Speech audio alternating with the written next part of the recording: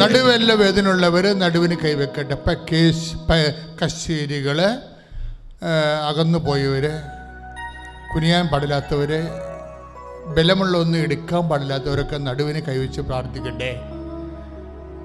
അസ്ഥികളെല്ലാം പേടികൾ, കോശങ്ങളെല്ലാം ദ്രവിപ്പുള്ളവർ, കോശങ്ങൾ പുതിയ കോശങ്ങൾ വരണില്ല, ഇമ്മ്യൂണിറ്റിയുടെ ഡിസീസ് ഉള്ളവർ, അത് എന്ത് വിഷയമായാലും പുതിയ കോശങ്ങൾ ഉണ്ടാകണില്ല. പഴയ കോശങ്ങൾ തന്നെ തിന്നുകൊണ്ടിരിക്കുന്ന പോലെയുള്ള കുറേ ഡിസീസുണ്ട്. അവരെല്ലാം സമർപ്പിച്ചുകൊണ്ട് പ്രാർത്ഥിക്കുക. എല്ലാ കോശങ്ങളിലേക്കും കർത്താവിൻ്റെ രക്തം കടന്നു വരാൻ വേണ്ടി പ്രാർത്ഥിക്കുക. ക്യാൻസർ രോഗികളെ സംബന്ധിച്ച് പ്രാർത്ഥിക്കുക. ഏറ്റവും വലിയ കീമോ യേശു ക്രിസ്തുവിൻ്റെ വിശുദ്ധമായ രക്തമാണ്. കർത്താവെ, കണ്ണീരോടെ പ്രാർത്ഥിക്കുന്നു. കർത്താവെ, നിന്റെ വിശുദ്ധ പൗരോഹിത്യത്തെ മഹത്വപ്പെടുത്തണമേ.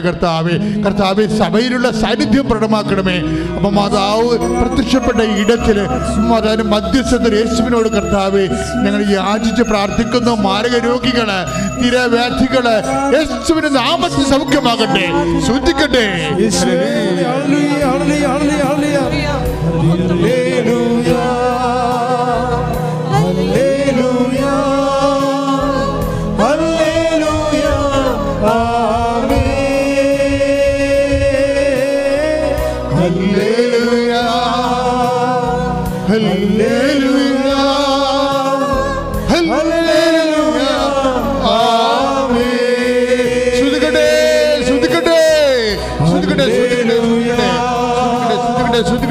സ്വരത്തിൽ ശ്രദ്ധിക്കട്ടെ, ശബ്ദമായി ശ്രദ്ധിക്കട്ടെ.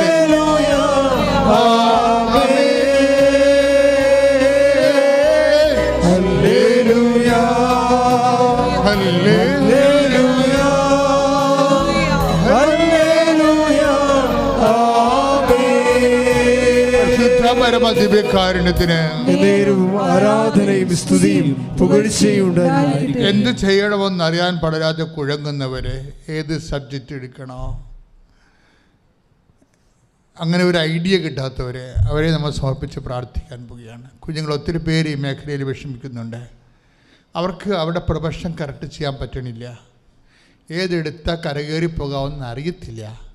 അതുകൊണ്ട് അവർക്ക് ജ്ഞാനം കിട്ടാൻ വേണ്ടിയും അവരുടെ തിരഞ്ഞെടുപ്പ് കറക്റ്റാകാൻ വേണ്ടിയും എല്ലാ അക്കാഡമിക്കായിട്ടുള്ള മേഖലയിൽ പ്രവർത്തിക്കുന്ന കുഞ്ഞുങ്ങളെ, കൺഫ്യൂഷനുള്ള കുഞ്ഞുങ്ങൾ, ഫർദർ സ്റ്റഡിക്ക്, മേലോട്ടുള്ള പഠനങ്ങൾക്ക് സബ്ജക്റ്റ് ചൂസ് ചെയ്യാൻ പറ്റാത്ത മക്കളെ സമർപ്പിച്ചുകൊണ്ട് സ്തുതിക്കട്ടെ.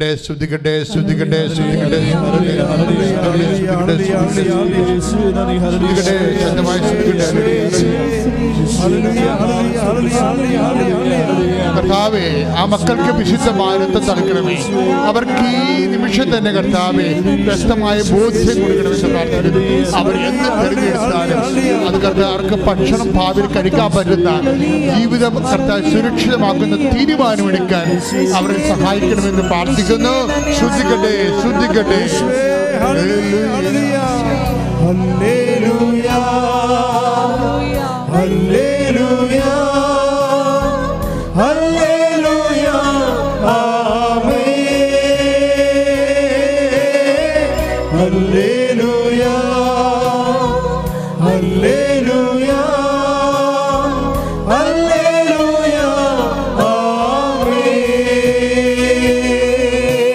സാമ്പത്തികമായ ബാധ്യതകളുള്ളവരെ, എപ്പോഴും ബാങ്കിൽ നിന്ന് ശല്യപ്പെടുത്തിക്കൊണ്ടിരിക്കുന്നവരെ, കടക്കാരെപ്പോഴും ഇങ്ങനെ ഫോൺ വിളിച്ച് മനുഷ്യൻ്റെ സമാധാനം നഷ്ടപ്പെടുത്തി പ്രഷർ കൂട്ടിക്കളണവരുണ്ട്. അവർക്കറിയില്ല എന്ത് ചെയ്യണമെന്ന്, ഒരു പിടിയില്ലാതെ അവസാനത്തെ ഒരു ഡെന്നിൽ അവർ വന്നിരിക്കുകയാണ്. ഒരു സങ്കേതത്തിൽ അവരെത്തിയിരിക്കുകയാണ്. മാതാവേ, ജീവനോടെ പ്രത്യക്ഷപ്പെട്ട മാതാവേ, കൃപാസനത്തിൽ പ്രത്യക്ഷപ്പെട്ടുകൊണ്ട് ദുരന്തമുണ്ടാകുവാൻ പോകുന്ന പ്രാർത്ഥിക്കണമെന്ന് അളിച്ച കർത്താവേ, ഞങ്ങളുടെ ജീവിതം ഉണ്ടായിരിക്കുന്ന ഓരോ ദുരന്തങ്ങൾ, സാമ്പത്തിക ബാധ്യതകളുടെ ദുരന്തങ്ങൾ, വീടില്ലാത്ത ദുരന്തങ്ങൾ, വഴിയില്ലാത്ത ദുരന്തങ്ങൾ, മാരക രോഗങ്ങളുള്ളവർ, കർത്താവെ, കുഞ്ഞുങ്ങൾക്ക് ഓരോ രേഖകൾ കൃത്യസമയത്ത് കിട്ടേണ്ടതുപോലെ കിട്ടാത്തതിൻ്റെ പേരിൽ അവർക്ക് അഡ്മിഷൻ എടുക്കാനോ ജോലി എടുക്കാനോ പറ്റാത്ത അവസ്ഥകൾ, എല്ലാ ദുരന്തങ്ങളും യേശുവിൻ്റെ ഉന്നതമായ നാമത്തിൽ മാറിപ്പോകട്ടെ. ശ്രുതിക്കട്ടെ. ഹല്ലേലൂയ ഹല്ലേലൂയ ഹല്ലേലൂയ ഹല്ലേലൂയ ഹല്ലേലൂയ ഹല്ലേലൂയ ആമേൻ. ഹല്ലേലൂയ ഹല്ലേലൂയ ഹല്ലേലൂയ ആമേൻ.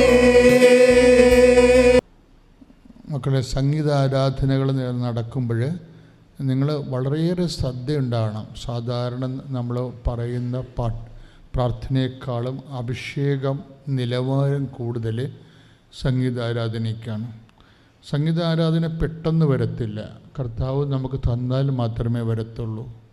അപ്പം നമുക്ക് പറ്റുന്നത് അതിൻ്റെ കൂടെ അങ്ങോട്ട് ചേർന്ന് മനസ്സ് നിറഞ്ഞ് മറന്നങ്ങ് അതിൻ്റെ ഭാഗമായിട്ട് മാറണം. അപ്പോഴാണ് നമുക്ക് കർത്താവിൻ്റെ കരസ്പർശവും കിട്ടണത്. കർത്താവ് നമ്മുടെ ആരാധന ഒരു വല്ലാത്ത അനുഭവമാണ്. ചങ്ങല പൊട്ടിയതൊക്കെ എല്ലാം അപ്പോസ്തലന്മാർ സ്വതന്ത്രരായതെല്ലാം അവരുടെ കൈവിലങ്ങ് കിലുക്കി പാടിയപ്പോഴാണ്. കൈവിലങ്ങുകൾ ആരാധിക്കുമ്പോൾ മുറിഞ്ഞു പോകുമെന്നുള്ളത് അപ്പോസ്തല ആത്മീയതയുടെ അറിവടയാളമാണ്. നമുക്ക് പല കൈവിലങ്ങുകളുണ്ടാകും. കൈവിലങ്ങുകളില്ലേ? പൗലോസും ശീലാസും കൂടി ജയിലിൽ കയ്യാമം വെച്ച് കിടക്കുന്ന സമയത്ത് അവർക്ക് ചെയ്യാനുണ്ടായിരുന്ന ഒരു കാര്യം, ആ കൈ ചങ്ങലകളെ അങ്ങോട്ടും ഇങ്ങോട്ടും ഒരു കിലുക്ക്, എന്നിട്ട് കർത്താവിൽ സന്തോഷം, അവനൻ ബലം, പാരതിൽ പാർക്കുന്നാൾ അവനൻ ബലം എന്ന് പറഞ്ഞവർ പാടും. അതാണ് അതിൽ നിന്നാണ് നമുക്ക് ആ പാട്ട് കിട്ടണത്. ബലഹീനമാകുന്ന സാഹചര്യങ്ങളിൽ വിശ്വാസി ആരാധിച്ചേറ്റ് പറയേണ്ട സംഭവമാണ് കർത്താവാണ് എൻ്റെ ബലമെന്ന്. ഒന്ന് പറഞ്ഞേ, കർത്താവാണ് എൻ്റെ ബലം. എൻ്റെ ബലം കർത്താവാണ് എൻ്റെ ബലം. എൻ്റെ ബലം. നമ്മളുടെ ബലങ്ങളെല്ലാം ഇങ്ങനെ പോയിക്കൊണ്ടിരിക്കുമ്പോൾ നിങ്ങൾ സന്തോഷിക്കണം. നിങ്ങളുടെ കൈവിലങ്ങുകൾ വീണു പോയിട്ടുണ്ടെങ്കിൽ, ഇപ്പം പല കാര്യങ്ങൾക്കും നമ്മൾക്ക് കൈവിലങ്ങുകളെന്ന് പറയുമ്പോൾ ചില പറയല്ലേ, എൻ്റെ കൈയും കാലും കെട്ടിയിരിക്കുകയാണെന്ന് പറയത്തില്ലേ? എങ്ങനെ, എന്ത് ചെയ്യാനാ? എൻ്റെ കൈയും കാലും കെട്ടിപ്പോയില്ലേ? മറ്റുള്ളവരൊക്കെ വേദനയും രോഗവുമൊക്കെ പറയുമ്പോഴേ നിങ്ങളെ സഹായിക്കാൻ എനിക്ക് സന്മനസ്സുണ്ട്, പക്ഷേ എന്ത് ചെയ്യാനാ, എൻ്റെ കൈയും കാലും കെട്ടിപ്പോയില്ലേ എന്ന് പറഞ്ഞതിൻ്റെ അർത്ഥം എന്താണ്? എൻ്റെ സാമ്പത്തിക സ്രോതസ്സ് അടഞ്ഞു പോയില്ലേ എന്ന് എൻ്റെ അർത്ഥം അവർ ഉദ്ദേശിക്കുന്നത്. ഇങ്ങനെ പലതരത്തിലുള്ള കൈവിലങ്ങുകളുണ്ട് ഇല്ലേ? പലതരത്തിലുള്ള. പക്ഷേ ഇതെല്ലാം കിലുക്കി പാടാനുള്ളതാണ്, അല്ലാതെ അത് കൊടുത്തിട്ട് നിലയും പിടിച്ച് വീട്ടിൽ കുത്തിയിരിക്കാനുള്ളതല്ല. വിശ്വാസി എന്ന് പറയുമ്പോൾ വേറെ ഒരു സംഭവമാണ്. കാര്യം ഇങ്ങനെയുള്ള കൈവിലങ്ങുകളെല്ലാം, വേദനകളെല്ലാം അവൻ കിലുക്കി പാടിക്കൊണ്ട് അതിനെ കർത്താവിൻ്റെ ദൂതൻ വന്നത് പൊട്ടിക്കുന്നവരെ അവൻ വിശ്വാസം പ്രഖ്യാപിച്ചുകൊണ്ടേയിരിക്കും. ശ്രദ്ധിക്കട്ടെ. വിശ്വാസിയെ പതറാതെ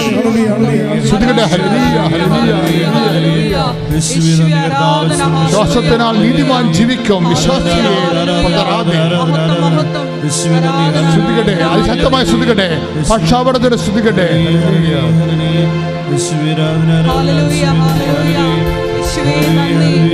ആരാധന. Hallelujah hallelujah. കൈയടിച്ചുകൊണ്ട്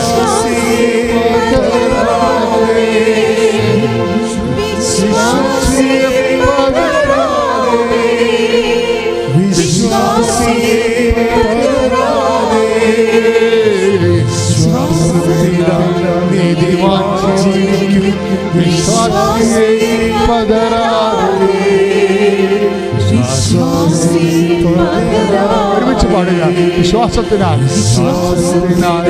നീതിമാൻ ജീവിക്കും, വിശ്വാസിയെ പതരാതെ,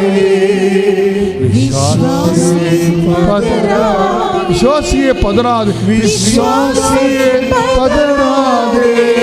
പരിശുദ്ധ പരമദിവ്യകാരുണ്യത്തിന് നേരവും ആരാധനയും സ്തുതിയും പുകഴ്ചയും ഉണ്ടായിരിക്കട്ടെ. എന്തുകൊണ്ടാണ് വിശ്വാസിയെ പതരാതെ എന്ന് പറയണത്? അത് വിശ്വാസ കോടികളുടെ ആത്മീയ ആവേശമായ ദൈവത്തിൻ്റെ അഭിഷിക്തനായ യേശു മിശിഹായെ ജനക്കൂടി അനുഭവിച്ചിട്ട് അവർ പാടിയ പാട്ടാണിത്. ഇക്കാലങ്ങളിൽ നമുക്കതുപോലെ വേദനകളുണ്ടെങ്കിൽ അവർക്കുണ്ടായ അനുഭവത്തിൽ നമുക്ക് അവകാശം കിട്ടുമെന്നാണ് ഉടമ്പടി പറയണത്. നമ്മൾ ദൈവമായിട്ട് ഉടമ്പടി ചെയ്യുകയില്ലേ? അങ്ങനെ ലോകത്ത് ഒരു സ്ഥലമില്ലല്ലോ, ഉണ്ടോ? കർത്താവുമായി നമ്മളൊരു കക്ഷി, കർത്താവ് വേറെ ഒരു കക്ഷി. And bilateral we are doing bilateral agreement.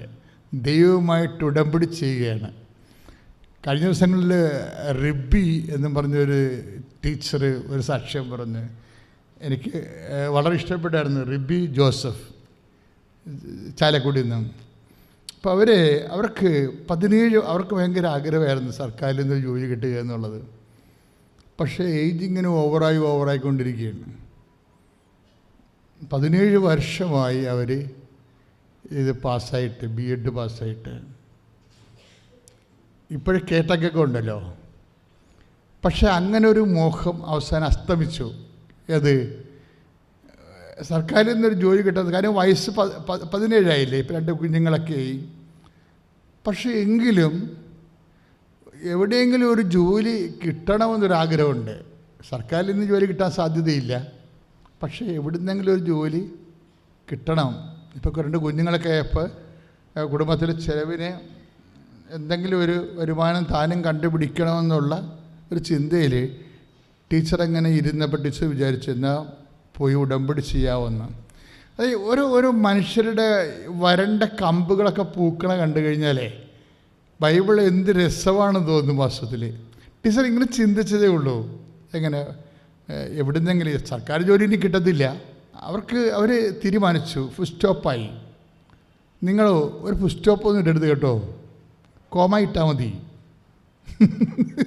ജീവിതത്തിനെ ഒന്നിനും ഒരു ഫുൾ സ്റ്റോപ്പ് ഇടരുത്, കോമ ഇട്ടാൽ മതി. കർത്താവിന് ഇനി എഴുതി ചേർക്കാനുണ്ടാവും. കൈയിടിച്ച് കർത്താവിനെ ശ്രദ്ധിക്കണമില്ല.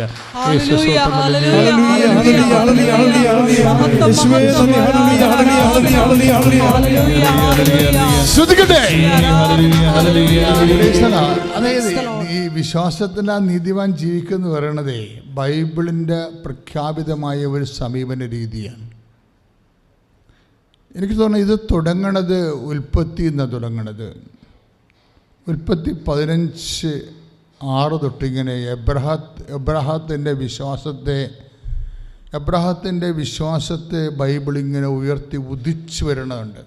മനുഷ്യരാശിയുടെ പ്രത്യാശ ഉദിച്ചു വരണത് എബ്രാഹത്തിലൂടെയാണ്. എബ്രാഹാം ദൈവത്തിൽ വിശ്വസിച്ചു, അവനെ അത് നീതിയായി പരിഗണിച്ചു. 15:6 കൈയിടിച്ച് കർത്താൻ. ഈ എബ്രാഹത്തിൽ ഏറ്റവും കൂടുതൽ കുഴിച്ച് സ്വർണം എടുത്തിട്ടുള്ളത് പൗലോസ് അപ്പോസ്തലനാണ്. എബ്രാഹാം എന്ന് പറയുന്നത് വലിയൊരു മൈനാണ്, വലിയൊരു സ്വർണ്ണ. വിശ്വാസികൾക്ക് എക്കാലവും കുഴിച്ചാലും തീരാത്ത ഒരു സ്വർണ്ണഖനിയാണ് എബ്രാഹാം. എബ്രാഹത്തിനെ പക്ഷേ കുഴിച്ചെടുക്കാനും അതിൻ്റെ സ്വർണവും രത്നവും ഒക്കെ എടുക്കാൻ അതിന് പ്രത്യേകമായ സാങ്കേതിക വിദ്യ വേണ്ട. അത് പൗലോസിനാണ് ദൈവം അതിൻ്റെ സോഫ്റ്റ്വെയർ കൊടുത്തിരിക്കുന്നത്. പൗലോസ് 2 സ്ഥലത്ത് പറയും. ഒന്ന് എബ്രാഹത്തിനെ കോട്ട് ചെയ്തുകൊണ്ട് റോമ 1:17 പറയും, നീതിമാൻ വിശ്വാസം മൂലം ജീവിക്കാം. റോമായിലാണ് ഈ മനുഷ്യൻ ലേഖനം എഴുതാൻ തുടങ്ങണത്. റോമ ലേഖനം. ഈ മനുഷ്യൻ ലേഖനം അവസാനിക്കുന്നത് ഹെബ്രായ ലേഖനമാണ്. ഇതിനിടയ്ക്ക് ഒരു അഡീഷൻ ചേർക്കും പുള്ളിക്കാരൻ. ഇങ്ങനെ റോമായിലാണ് പുള്ളി ലേഖനം എഴുതാൻ തുടങ്ങണത്. എബ്രാഹത്തിനെ വെച്ചാണ് പുള്ളി തീസിസ് എഴുതുന്നത്. എബ്രാഹാം വല്ലാത്തൊരു അഭിഷേകമായി മനുഷ്യനിങ്ങനെ പടർന്നിരിക്കുക. അവിടെ റോമായി ലേഖനം എഴുതുമ്പോൾ എബ്രാഹത്തിനെ മനസ്സിൽ കണ്ടുകൊണ്ടാണ് മനുഷ്യരാശി നടന്നെടുക്കേണ്ടതും കുഴിച്ച് കണ്ടെത്തേണ്ടതുമായ ഒരു ദൈവികമായ അനുഭവങ്ങളുടെ കലവറയ എബ്രാഹത്തെ തുടങ്ങണമെന്നാണ് പൗലോസ് പറയണത്. പക്ഷെ പൗലോസ് ആ ലേഖനം അവസാനിപ്പിക്കുമ്പോഴേ ഹെബ്രായ ലേഖനത്തിലാണ് ചെന്ന് അവസാനിപ്പിക്കുന്നത്. റോമ 1:17 നിന്ന് ഹെബ്രായർ 10:36 പൗലോസിൻ്റെ വിശ്വാസ സഞ്ചാരം അത് എക്കാലവും നമുക്ക് പഠിക്കേണ്ട ഒരു വിഷയമാണ്. എന്താ പൗലോസ് പറയണത്? എൻ്റെ നീതിമാൻ പറഞ്ഞേ, എൻ്റെ നീതിമാൻ വിശ്വാസം മൂലം ജീവിക്കും. അപ്പൊ ഈ റോമ 1:17 നീതിമാൻ വിശ്വാസം മൂലം ജീവിക്കുമെന്നേ പറഞ്ഞിട്ടുള്ളൂ. അവിടെ നിന്ന് ലേഖനം എഴുതി അവസാനിപ്പിക്കുമ്പോൾ ഹെബ്രായ ലേഖനത്തിൽ വരുമ്പോൾ ഈ മനുഷ്യൻ എൻ്റെ എന്നുള്ള വാക്ക് ഇവിടുന്ന് കിട്ടും. It is his version and addition. എൻ്റെ നീതിമാൻ അത് ദൈവം വെളിപ്പെടുത്തുന്നത് എപ്പോഴും ഒരു ഇൻറ്റിമസിയുടെ പശ്ചാത്തലത്തിലാണ് വെളിപാട് വർദ്ധിക്കുന്നത്. ഇൻറ്റിമസിയുടെ പശ്ചാത്തലത്തിൽ എല്ലാ കാര്യങ്ങൾക്കും വെളിപാടുണ്ട്. നീ ഇപ്പോൾ കഴിഞ്ഞ ദിവസങ്ങളിൽ എല്ലാ കാര്യങ്ങളും വെളിപാടുണ്ടെന്ന് വെച്ചാൽ നിൻ്റെ ജോലി, നിൻ്റെ വീട്, നിൻ്റെ വിവാഹം, നിൻ്റെ സൗന്ദര്യം, നിൻ്റെ ആരോഗ്യം, എവരിത്തിങ് നിൻ്റെ കർത്താവിന് പദ്ധതിയുണ്ട്. കൈയടിച്ച് കർത്താവ് സ്വലീയ.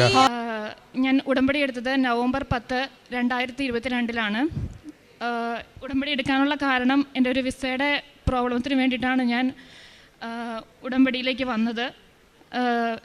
ഞാൻ എൻ്റെ ചെറുപ്പം തൊട്ടുള്ളൊരാഗ്രഹമായിരുന്നു പുറത്ത് പോയി ജോലി ചെയ്യുന്ന എന്നെയാണ് ഞാൻ കണ്ടേക്കുന്നത്. അതായത് ഞാനൊരു 8ാം ക്ലാസ് 9ാം ക്ലാസ്സൊക്കെ പഠിക്കുമ്പോൾ തൊട്ട് ഞാൻ എന്നെ തന്നെ കണ്ടേക്കുന്നത് പുറത്ത് ജോലി ചെയ്യുന്ന ഒരു വ്യക്തിയായിട്ടാണ് കണ്ടേക്കുന്നത്. അപ്പോൾ ഇപ്പോൾ കുട്ടികൾ പോകുന്നത് കൊണ്ട് എനിക്ക് ഇഷ്ടം തോന്നി പോകാൻ തീരുമാനിച്ചതല്ല, കുഞ്ഞിലേ തൊട്ടുള്ള ഒരു ആഗ്രഹമായിരുന്നു. അങ്ങനെ ഞാൻ +2 കഴിഞ്ഞു. അപ്പോൾ എനിക്ക് ഡോക്ടർ ആവണമെന്നൊരാഗ്രഹം തോന്നി. ഞാൻ എൻട്രൻസിന് പോയി. 5.5 വർഷത്തെ BDS ഞാൻ നന്നായി തന്നെ കംപ്ലീറ്റ് ചെയ്തു ദൈവത്തിൻ്റെ അനുഗ്രഹം കൊണ്ട്. എപ്പോഴും ഞാനിതൊക്കെ പറയാനുള്ള കാരണം എൻ്റെ മെറിറ്റ് കൊണ്ടല്ല ഞാനിവിടെ നിൽക്കുന്നത്. അത്രയധികം തടസ്സങ്ങൾ എൻ്റെ വിസയുടെ കാര്യത്തിലുണ്ടായിരുന്നു. അതുകൊണ്ടാണ് ഞാൻ ഇത്ര വിശദമായി പറയുന്നത്. ഞാൻ 5.5 വർഷത്തെ BDS പഠിക്കുന്ന സമയത്ത് ആദ്യത്തെ 10 എടുത്തു കഴിഞ്ഞാൽ അതിൽ എൻ്റെ പേര് കാണും. അത്രയും ദൈവം എന്നെ അനുഗ്രഹിച്ചിട്ടുണ്ട്. അത്രയും നല്ല മാർക്കുണ്ട്. ഒന്നിൽ പോലും ഞാൻ സപ്ലിയോ അങ്ങനെ ഒരു കാര്യങ്ങളും ഇല്ല. പഠിച്ചിറങ്ങി 2 ആഴ്ചയ്ക്ക് ശേഷം ഞാനൊരു ക്ലിനിക്കിൽ ജോയിൻ ചെയ്തു. അപ്പോൾ എനിക്ക് കരിയർ ഗ്യാപ്പില്ല. അപ്പോൾ എഡ്യൂക്കേഷൻ വൈസ് നോക്കുവാണെങ്കിലും വളരെയധികം നല്ല മാർക്കുണ്ട്. പെട്ടെന്ന് തന്നെ ജോലി കയറാൻ പറ്റി. സ്ഥിരമായിട്ട് തന്നെ ആ ജോലിയിൽ നിന്നു. അങ്ങനെ ഒരു വർഷം എത്തിയില്ല. അങ്ങനെ ഞാൻ ആ ജോലിയിൽ കണ്ടിന്യൂ ചെയ്തുകൊണ്ടിരിക്കുകയാണ് ഡെൻറ്റിസ്റ്റായിട്ട്. അപ്പോൾ അങ്ങനെ ജനുവരി 2022 ആയപ്പോൾ ഞാൻ തീരുമാനിച്ചു ഇനി നമുക്ക് പുറത്തേക്കൊന്ന് നോക്കാം എന്ന് വിചാരിച്ചു. അങ്ങനെ രാജ്യമൊന്നും ഞാൻ തീരുമാനിച്ചില്ല, പുറത്തേക്ക് പോകാം. എൻ്റെ ഒരു ചെറുപ്പത്തിലൊരു ആഗ്രഹമല്ലേ. അപ്പം ഞാൻ അങ്ങനെ തീരുമാനിച്ചു പുറത്തേക്ക് പോകാം. അങ്ങനെ ജനുവരി 2022 ഞാൻ നല്ലൊരു IELTS സെൻറ്റർ എല്ലാം റിസർച്ച് ചെയ്തു. ഫെബ്രുവരിയിൽ ഞാൻ IELTS കോച്ചിങ്ങിന് ചേർന്നു. മാർച്ചിൽ ഞാൻ IELTS പരീക്ഷ കൊടുത്തു. ഏപ്രിൽ 1 IELTS പാസ്സാവുകയും ചെയ്തു. ഈ സമയത്തൊന്നും എനിക്ക് കൃപാസനം എന്താണെന്നോ അതിനെപ്പറ്റിയൊന്നും എനിക്കറിയത്തില്ല. എല്ലാം ഞാൻ സാധാരണ ചെയ്യുന്ന പോലെ തന്നെ പഠിക്കുന്നു, മാർക്ക് അങ്ങനെ പ്രാർത്ഥിക്കുന്നുണ്ട്. കുടുംബ പ്രാർത്ഥനയൊന്നും മുടക്കാറില്ല. സാധാരണ പ്രാർത്ഥിക്കുന്ന പോലെ തന്നെ ഞാനിങ്ങനെ പ്രാർത്ഥിച്ചു പോവുകയാണ്. അങ്ങനെ ഏപ്രിൽ IELTS വളരെയധികം നല്ല മാർക്കോടുകൂടി ഞാൻ ജയിച്ചു. അപ്പോൾ ഞാൻ വിചാരിച്ചു ഓക്കെ ഇതെനിക്ക് കിട്ടും, ഈ വിസ എനിക്ക് കിട്ടുന്നതാണ്. ഞാനങ്ങനെ രാജ്യം തീരുമാനിച്ചു, കാനഡയ്ക്ക് പോകാമെന്ന് ഞാൻ തീരുമാനിക്കുന്നു. അങ്ങനെ ഞാൻ ജൂൺ 6-ാം തീയതി എൻ്റെ വിസ വയ്ക്കുവാണ്. സ്റ്റുഡൻറ്റ് വിസയാണ് ഞാൻ വയ്ക്കുന്നത്. ഞാൻ എടുത്തിരിക്കുന്ന കോഴ്സാണെങ്കിൽ പോലും അതെൻ്റെ പഠിത്തത്തിന് ചേർന്ന കോഴ്സാണ് ഞാൻ എടുത്തിരിക്കുന്നത്. റിജക്ഷൻ വരാൻ യാതൊരുവിധ സാധ്യതയും ഇല്ലാത്ത രീതിക്ക് എല്ലാ ലൂപ്പ് ഹോളുകളും അടച്ചിട്ടാണ് വിസ വെച്ചത്. വിസ വയ്ക്കുന്ന സമയത്ത് എനിക്കിത് കിട്ടും എന്ന രീതിക്കാണ് ഞാൻ ഇരിക്കുന്നത്. ഞാൻ എൻ്റെ കഴിവിനെ മാത്രമാണ് ഞാൻ ആശ്രയിച്ച് അങ്ങനെ ഇരിക്കുവാണ്. ഈ സമയങ്ങളിൽ എൻ്റെ വിവാഹം ഉറപ്പിച്ചിട്ടുണ്ടായിരുന്നു. അപ്പോൾ ജനുവരി ഇൻടേക്ക്, അതായത് ഈ ജനുവരി 2023 കാനഡയിലേക്ക് പഠിക്കാനാണ് ഞാൻ വിസ വെച്ചത്. ജൂൺ 6-ാം തീയതി തന്നെ വിസ വെച്ചു. അത്രയും നേരത്തെ വയ്ക്കാൻ ഉള്ളത് ദൈവം സാമ്പത്തികപരമായിട്ടും എല്ലാം ഞങ്ങളെ അനുഗ്രഹിച്ചത് കൊണ്ട് തന്നെ എല്ലാം പെട്ടെന്നായിരുന്നു. എൻ്റെ അമ്മ ഒരു ടീച്ചറാണ്. അപ്പോൾ അമ്മ പഠിപ്പിച്ച പല സ്റ്റുഡൻസും ഒക്കെ പല സ്ഥാപനങ്ങളിൽ വർക്ക് ചെയ്തിരുന്നതുകൊണ്ട് എല്ലാം എളുപ്പത്തിൽ എല്ലാ കാര്യങ്ങളും നടക്കുന്നു. ജൂൺ 6-ന് ഞാൻ വിസ വെച്ചു. അപ്പോൾ പോയി കഴിഞ്ഞ് പിന്നെ എപ്പോൾ വരുമെന്ന് അറിയാത്തത് കൊണ്ട് വിവാഹം അതനുസരിച്ച് സെപ്റ്റംബർ 13, 14 ആ ഒരു തീയതികളിൽ സെപ്റ്റംബർ 10-ന് ഉറപ്പീര് നടത്താമെന്നും ഒക്ടോബർ 29 വിവാഹം നടത്താമെന്നുമാണ് തീരുമാനിച്ചത്. ഇതെല്ലാം ഞാൻ പോകും, ജനുവരിയിൽ ഞാൻ പോകും എന്ന രീതിക്കാണ് ഇതെല്ലാം പ്രിപ്പയർ ചെയ്തത്. പക്ഷേ ഞാൻ ജൂൺ 6 വിസ വെച്ചു. ആ സമയങ്ങളിൽ 3 മാസം എടുക്കുമായിരുന്നു ഡിസിഷൻ അറിയാൻ. സെപ്റ്റംബർ 1 എൻ്റെ വിസ റിജക്റ്റ് ആവുകയാണ്. അന്ന് ഞാൻ ഒരുപാട് വിഷമിച്ചു. ഞാൻ ഒരിക്കലും പ്രതീക്ഷിച്ചില്ല അങ്ങനെ ഒരു കാര്യം. കാരണം എൻ്റെ പ്രൊഫൈൽ ഭയങ്കര ക്ലിയറാണ്. ആ ഒരു ആത്മവിശ്വാസമായിരുന്നു എനിക്ക്. കാരണം എൻ്റെ പ്രൊഫൈൽ ക്ലിയറാണ്, എനിക്ക് പഠിത്തത്തിൽ മാർക്ക് കുറവില്ല, എനിക്ക് ഗ്യാപ്പില്ല, എനിക്ക് ചേർന്ന കോഴ്സാണ് ഞാൻ എടുത്തത്. റിജക്ഷൻ്റെ ഒരു ഇതും വരാത്ത രീതിയിലാണ് ഞാൻ വെച്ചത്. പക്ഷേ അന്ന് റിജക്ഷൻ വന്നു. അപ്പോൾ 13, 14, 15 ദിവസങ്ങളിൽ ആണ് ഞാൻ രണ്ടാമത് റീഅപ്ലൈ ചെയ്യുന്നത്. റീഅപ്ലൈ ചെയ്തപ്പോൾ ഞാൻ ഏജൻസി മാറ്റിയായിരുന്നു. ആദ്യം വെച്ച ഏജൻസി അല്ല, രണ്ടാമത് വേറൊരു ഏജൻസി ത്രൂ ആണ് പോയത്. ആ സമയത്ത് ഞാൻ പ്രീ മാരേജ് കോഴ്സിന് വേണ്ടി ഹസ്ബൻഡുമായിട്ട് കാലടിയിൽ ധ്യാനം ഒക്കെ കൂടുമായിരുന്നു. ആ സമയത്ത് കുമ്പസാരവും കാര്യങ്ങളൊക്കെ ഉണ്ടായിരുന്നു. എൻ്റെ ജീവിതത്തിൽ ഞാൻ ആദ്യ കുർബാനയ്ക്ക് ശേഷം ഏറ്റവും നന്നായിട്ട് കുമ്പസാരിച്ച ഒരു പക്ഷേ അപ്പോഴായിരിക്കും. വളരെയധികം നന്നായിട്ട് തന്നെ കുമ്പസാരിച്ചു. ആ 3 ദിവസം ഫോൺ ഉപയോഗിക്കാൻ പറ്റത്തില്ലായിരുന്നു അവിടെ വെച്ച്. ആ സമയത്താണ് എൻ്റെ വിസ റീഅപ്ലൈ ചെയ്യുന്നത് രണ്ടാമത്. അപ്പോൾ ഇത്തവണ അപ്പോഴും ഞാൻ കൃപാസനത്തെ പറ്റിയിട്ടൊന്നും ഞാൻ അറിഞ്ഞിട്ടില്ല. രണ്ടാമത് വിസ വെച്ചു. ഇത്തവണ കിട്ടും, ഉറപ്പായിട്ടും കിട്ടും എന്ന രീതിക്കിരുന്നു. ഒക്ടോബർ 26 എൻ്റെ മനസ്സമ്മതമായിരുന്നു. 26 മനസ്സമ്മതത്തിൻ്റെ അന്ന് പോലും ഞാൻ ഈ പള്ളിയിലെ ആൾക്കാരുടെ മുമ്പിൽ വെച്ച് ഞാൻ പ്രാർത്ഥിക്കുന്നത് എനിക്ക് വിസ കിട്ടണമെന്നാണ്. അപ്പോൾ എൻ്റെ വിഷയമായിരുന്നു എനിക്ക് വലുത്. അച്ഛൻ്റെ ധ്യാനത്തിലൊക്കെ പറയുന്ന പോലെ വിഷയം ഭയങ്കര ദൈവത്തെക്കാളും എനിക്ക് വലുത് വിഷയമായിരുന്നു. വിസ കിട്ടണം എന്നുള്ളതായിരുന്നു എൻ്റെ പ്രാർത്ഥന മനസ്സമ്മതത്തിൻ്റെ അന്ന് പോലും. അങ്ങനെ മനസ്സമ്മതവും കല്യാണവും തമ്മിൽ 2 ദിവസത്തെ വ്യത്യാസമേ ഉണ്ടായിരുന്നുള്ളൂ. മനസ്സമ്മതത്തിൻ്റെ പിറ്റേന്ന് രാത്രി 10 മണിക്ക് എനിക്കൊരു മെയിൽ വന്നു, എഗെയിൻ റിജക്ഷനാണ്. അന്ന് പുലർച്ചെ 3 മണി വരെ ഞാൻ കിടന്ന് കരഞ്ഞു. ഈ വിസ വയ്ക്കുന്ന കാര്യം പൊതുവെ ബന്ധുക്കളോടോ ആരോടും പറഞ്ഞിട്ടുണ്ടായിരുന്നില്ല. കാനഡയുടെ കേസിൽ എപ്പോഴും റിജക്ഷൻ റേറ്റ് കൂടുതലാണെന്ന് എനിക്കറിയാമായിരുന്നു. അപ്പോൾ അതുകൊണ്ട് കിട്ടിയിട്ട് പറയാം എന്ന രീതിക്കാണ് ഞാനിരുന്നത്. അതുകൊണ്ട് തന്നെ എനിക്ക് അങ്ങനെ ഒരു പ്രഷറോ കാര്യങ്ങളോ ഒന്നും ഉണ്ടായില്ല. പക്ഷെ മാനസികപരമായി ഞാൻ തളർന്നു. കാരണം ഞാൻ ഒരു പ്ലാൻ ചെയ്ത് വെച്ചു. അതായത് ഞാനിങ്ങനെ കല്യാണം ഒക്ടോബറിൽ കഴിയുന്നു, ഡിസംബറിൽ ഞാൻ കയറി പോകുന്നു, ഹസ്ബൻഡിനെ ഞാൻ പിന്നെ കൊണ്ടുപോകാം, അങ്ങനെയൊക്കെ ഞാൻ കുറേ പ്ലാൻ ചെയ്ത് വെച്ചു. പക്ഷെ കാര്യങ്ങളൊന്നും നടന്നില്ല. അതായത് മനുഷ്യൻ പദ്ധതികൾ വിഭാവനം ചെയ്യുന്നു, അന്തിമമായ തീരുമാനം കർത്താവിൻ്റേതത്രേ. ആ വചനമാണ് ശരിക്കും എനിക്ക് പറയാനായിട്ട് തോന്നുന്നത്. കാരണം ആ ഒക്ടോബർ 27 രാത്രി 10 മണിക്കുള്ള മെയിലും കൂടി കഴിഞ്ഞപ്പോഴേക്കും എനിക്ക് തോന്നി ഇത് എനിക്കറിയില്ല, എൻ്റെ മെറിറ്റ് കൊണ്ട് ഇനി ഇത് നടക്കുമെന്ന് എനിക്ക് തോന്നണില്ല. ഞാൻ ഭയങ്കര ബ്ലാങ്കായിപ്പോയി. ഇനി വിസ വെച്ച് ഇനി വിസ കിട്ടി വരാനായിട്ട് ജനുവരി പോക്ക് നടക്കത്തില്ല. അങ്ങനെ ഞാൻ നവംബർ 10 എൻ്റെ മദർ ഇൻ ലോ പറഞ്ഞിട്ടാണ് ഞാൻ കൃപാസനത്തിനെ പറ്റി അറിയുന്നത്. അങ്ങനെ വിവാഹത്തിന് ശേഷം 10ാമത്തെ ദിവസം ഞാനും എൻ്റെ ഹസ്ബൻഡും കൂടി ഇവിടെ വന്നു. ഞാനാണ് ഉടമ്പടി എടുത്തത്. എൻ്റെ ഉടമ്പടിയിൽ എനിക്ക് അതുവരെ കൃപാസനത്തിനെ പറ്റി അറിയത്തില്ലായിരുന്നു. ഞാനൊരു സാക്ഷ്യങ്ങളും കേട്ടിട്ടുണ്ടായിരുന്നില്ല. എന്താണ് ഇവിടെ ചെയ്യേണ്ടതോ എന്നുള്ള ഒരു യൂട്യൂബ് വീഡിയോ ഞാൻ കണ്ടിട്ടില്ല. നവംബർ 10 എൻ്റെ മദർ ഇൻ ലോ പറഞ്ഞു ഇവിടെ വന്നൊന്ന് ഉടമ്പടി എടുക്കാൻ പറഞ്ഞു. ഞാൻ വന്ന് ഉടമ്പടി എടുത്തു. അങ്ങനെ നവംബർ 10, 2022 ഞാൻ ഉടമ്പടി എടുത്തതിൽ ഞാൻ ആദ്യം വെച്ച എൻ്റെ നിയോഗം എന്ന് പറയുന്നത് എനിക്കിനി മെയ് മാസമേ എനിക്കിനി പറ്റൂ. ജനുവരി പോയി, ഇനി മെയ് മാസത്തിലെ എനിക്കിനി ഓഫർ കിട്ടണം. മെയ് മാസത്തിൽ ഞാൻ പഠിക്കുന്ന കോളേജിൽ എനിക്ക് ഓഫർ കിട്ടണം. അപ്പോൾ ഏജൻസി എന്നോട് പറഞ്ഞായിരുന്നു മെയ് പ്രതീക്ഷിക്കേണ്ട, സെപ്റ്റംബർ ആകും ചിലപ്പോൾ കിട്ടാനായിട്ട്, നന്നായിട്ട് പ്രാർത്ഥിച്ചോളാൻ പറഞ്ഞു. സെപ്റ്റംബർ ആയിപ്പോയാൽ ഞാൻ വെച്ച എൻ്റെ എല്ലാ ഡോക്യുമെൻറ്റ്സും എക്സ്പയർ ആവും. കാരണം ഞാൻ ജൂൺ 6 വെച്ച ഡോക്യുമെൻറ്റ്സ് ആണ്. അത് ഇനി അടുത്ത സെപ്റ്റംബർ 2023 എന്ന് പറയുമ്പോൾ എൻ്റെ ഡോക്യുമെൻറ്റുകളെല്ലാം എക്സ്പയർ ആവും. അപ്പോൾ ആ ഒരു സിറ്റുവേഷൻ എനിക്ക് പിന്നെയും കയറി ഇറങ്ങിയ സ്ഥലങ്ങളിൽ കൂടി, നോട്ടറിയുടെ അടുത്താണെങ്കിലും CAയുടെ അടുത്താണെങ്കിലും ബാങ്കിലാണെങ്കിലും കയറി ഇറങ്ങിയ സ്ഥലങ്ങളിൽ കൂടി ഇനിയും കയറി ഇറങ്ങാൻ എനിക്ക് വയ്യായിരുന്നു. അപ്പോൾ ഞാനിങ്ങനെ വെച്ചു, മെയ് മാസത്തിൽ എനിക്ക് ഓഫർ കിട്ടണം മാതാവേന്ന് ഞാൻ വെച്ചു. എനിക്ക് നവംബർ 15 ഞാൻ ഇവിടുത്തെ യൂട്യൂബിൽ ചൊവ്വാഴ്ച ധ്യാനം കൂടി കഴിഞ്ഞപ്പോഴേക്കും എനിക്ക് ഏജൻസിയിൽ നിന്ന് കോൾ വന്നു, മെയിലേക്ക് ആഷ്ലിക്ക് ഓഫർ കിട്ടിയിട്ടുണ്ടെന്ന് പറഞ്ഞു.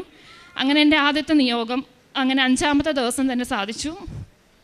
രണ്ടാമത് ഞാൻ വെച്ചത് എനിക്കിങ്ങനെ എന്തുകൊണ്ടാണ് എപ്പോഴും റിജക്റ്റ് ആവുന്നത്, അതിൻ്റെ എക്സാക്റ്റ് റീസൺ എനിക്ക് അറിയണം എന്നാണ് ഞാൻ പ്രാർത്ഥിച്ചത്. അതിന് നമ്മൾ പറയുന്നത് കേപ്സ് നോട്ട് എന്നാണ്. ഈ കേപ്സ് നോട്ട് നമുക്ക് ഒരിക്കൽ റിജക്ഷൻ വന്നാൽ 3 മാസം അല്ലെങ്കിൽ ഒരു 2.5 മാസം ഇതാണ് പൊതുവെ കാനഡയുടെ കേസിൽ എടുക്കുമ്പോൾ നമുക്ക് കേബ്സ് അറിയാനുള്ള ഒരു കാലതാമസം.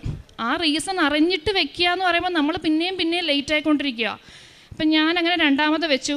എനിക്കിങ്ങനെ റിജക്റ്റ് ആവുന്നതിൻ്റെ റീസൺ എനിക്ക് അറിയണം. എനിക്കിനി എൻ്റെ ഭാഗത്ത് നിന്ന് ഇനി വേറെ ഡോക്യുമെൻറ്റ്സ് ഒന്നും വെക്കാനില്ല. എല്ലാം കൊണ്ടും പ്രൊഫൈൽ ക്ലിയർ ആണ്. കോഴ്സ് മാറ്റേണ്ട ആവശ്യം പോലും ഇല്ല. എല്ലാവരും പറയുന്ന എന്തുകൊണ്ട് കിട്ടുന്നില്ല എന്നുള്ള ആർക്കും അറിയില്ല. അപ്പോൾ ഞാൻ പറഞ്ഞു എനിക്ക് എക്സാക്റ്റ് റീസൺ അറിയണം മാതാവേ എന്ന് പറഞ്ഞു. അപ്പോഴും എനിക്ക് ഇവിടെ ചെയ്യേണ്ട പല കാര്യങ്ങളെയും പറ്റിയിട്ടും വലിയ ബോധ്യമില്ലായിരുന്നു. അതായത് കാരുണ്യ പ്രവൃത്തികളൊക്കെ ചെയ്യണം എന്ന് പറഞ്ഞാലും ഞാനത് നവംബർ 10 ഇവിടെ വന്ന് ഉടമ്പടി എടുത്തു പ്രാർത്ഥനകളൊക്കെ ചെയ്യുന്നുണ്ട്. പതിയെ എനിക്ക് ബോധ്യങ്ങൾ കിട്ടി തുടങ്ങിയത്. പത്രം അതുപോലെ പള്ളിയിൽ വെക്കരുതെന്നൊക്കെയുള്ള അച്ഛൻ്റെ ധ്യാനമൊക്കെ പിന്നീടാണ് ഞാൻ അറിഞ്ഞത്. അപ്പോൾ എനിക്കറിയത്തില്ലായിരുന്നു പള്ളിയിൽ കൊണ്ട് പത്രം വയ്ക്കാൻ പാടില്ലായിരുന്നു എന്നൊക്കെ. അങ്ങനെ നവംബർ 20 ഞാൻ മൂന്നാറിൽ ഹസ്ബൻഡുമായിട്ട് പോയപ്പോൾ അവിടെ ഒരു പള്ളി കണ്ടു. ആ പള്ളിയിൽ ചെന്നിട്ട് എൻ്റെ കയ്യിൽ അപ്പോഴും ഞാൻ ആ പത്രം കൊണ്ടുപോയിട്ടുണ്ടായിരുന്നു. എനിക്കറിയത്തില്ലായിരുന്നു പള്ളിയിൽ പത്രം വയ്ക്കാൻ പാടില്ല, അങ്ങനെയല്ല എല്ലാവർക്കും കൊടുക്കണമെന്നാണ്. പക്ഷേ എനിക്ക് ആ സമയത്ത് അറിവില്ലായിരുന്നു. ഞാൻ അവിടെ ചെന്ന് ആദ്യമായിട്ട് പോകുന്നൊരു പള്ളിയാണ് മൂന്നാറിൽ. പള്ളിയിൽ ചെന്നു. ഈ പത്രം ഞാൻ അവിടെ അങ്ങനെ വെച്ചിട്ട് ഞാനിങ്ങനെ പ്രാർത്ഥിച്ച് തിരിച്ച് ഞാൻ കാറിൽ കയറിയപ്പോൾ എൻ്റെ ഫോണിലൊരു മെയിൽ വന്നു. എൻ്റെ കേബ്സ് നോട്ടായിരുന്നു അത് നവംബർ 20